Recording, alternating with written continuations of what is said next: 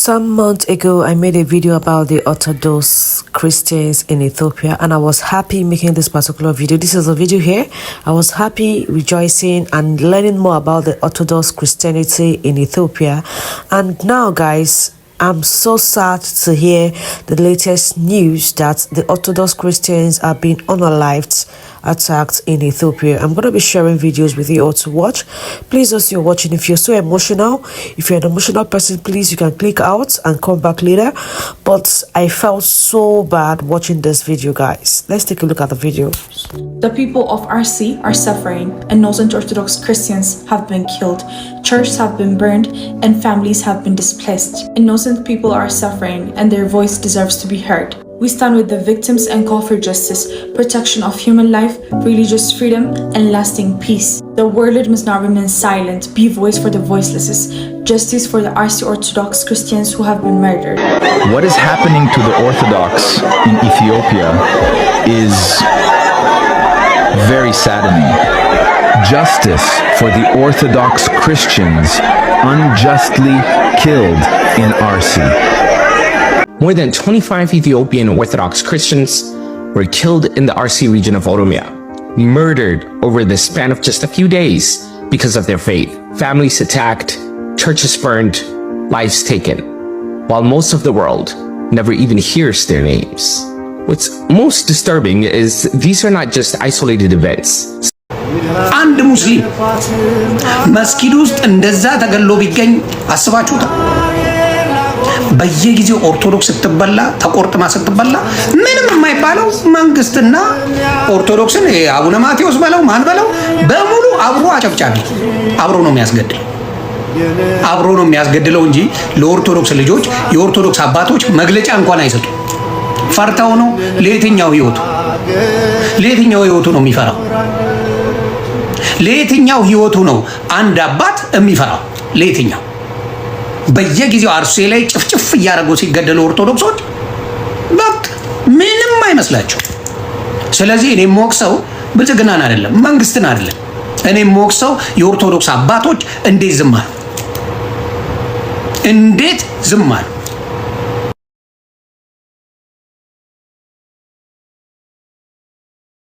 ማነው ጣቱ ሲቆረጥ የማያምነው? አረ ወገኖቻችን ናቸው። እናልቅስ፣ በብሔር አንገፋፈል። ሰው በመሆናቸው ብቻ እባካችሁ ለነሱ እስኪ እንኑርላቸው። አጣን እኮ ከመንፈሳዊ አባትም እኮ አጣን ስለነሱ የሚጮህላቸው። ለምን የሚደርስበትን መገፋት እየፈራ የሚደርስበትን እስራት እየፈራ ሰማይ ሁሉ ጸጥ አለ። አረ ጸጥ አለ። ሰላም በሆነ ጊዜ ሁሉም ይሰብካል። መከራው ችግር በመጣ ጊዜ ግን ይሰብክተው። እጅግ አሳዛኝ ነው። በፓስተሩ ያልተገባ ድርጊት የወጣቱ ህይወት አልፏል። ዋቅጅራ ገነት ይባላል። በድንገተኛ የልብ ህመም ምክንያት ቀዶ ጥገና እንዲያደርግ በህክምና ባለሙያዎች ይወሰንለታል።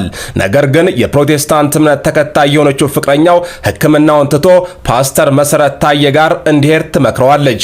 ፓስተሩም መጀመሪያ የተገጠመለትን የኦክሲጅን ገመድ ያስወግድለትና አዲስ ልብ ሰጥቻለሁ ተፈውሳል ብሎ ያሰናብተዋል።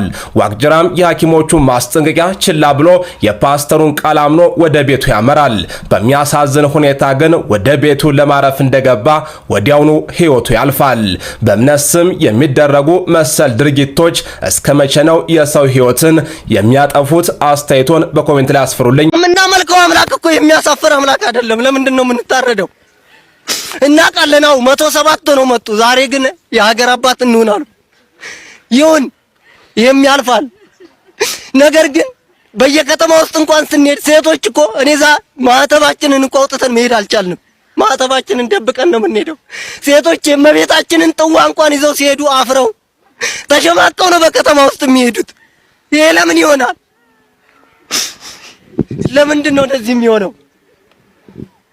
እና እኛ የእውነት በጣም የተጨቆን በሃይማኖታችን የተረገጥን በማንነታችን ቀና ብለን የማንሄድበት ኢስላሚክ ስቴትን ለማቋቋም ነው አላማቸው። እኛ ከተማ ላይ በተለይ ባሌ ላይ በጣም አስቸጋሪ የሆነበት ለምን ዝም እንደተባለ ግራ ይገባናል።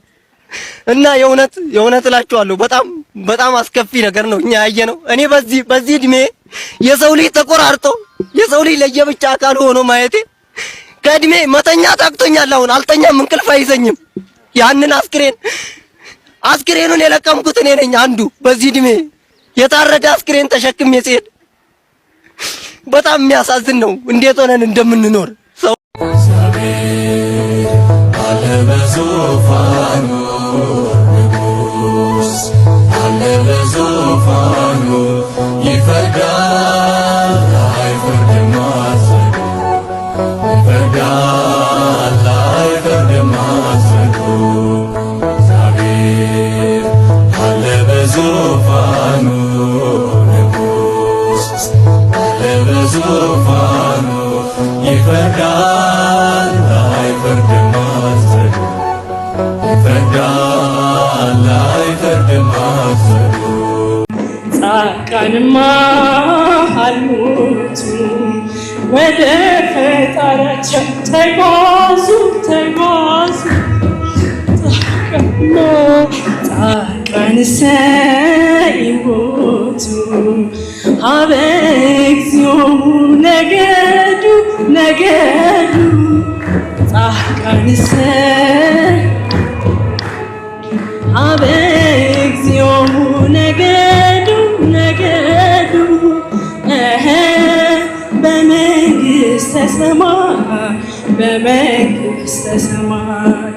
በመንግሥተ ሰማይ በመንግሥተ ሰማይ ይሁኑ ዘፈቀዱ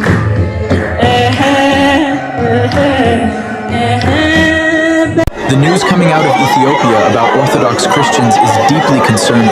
I can't believe what I'm hearing. This is a critical situation. Justice for RC Orthodox Christians.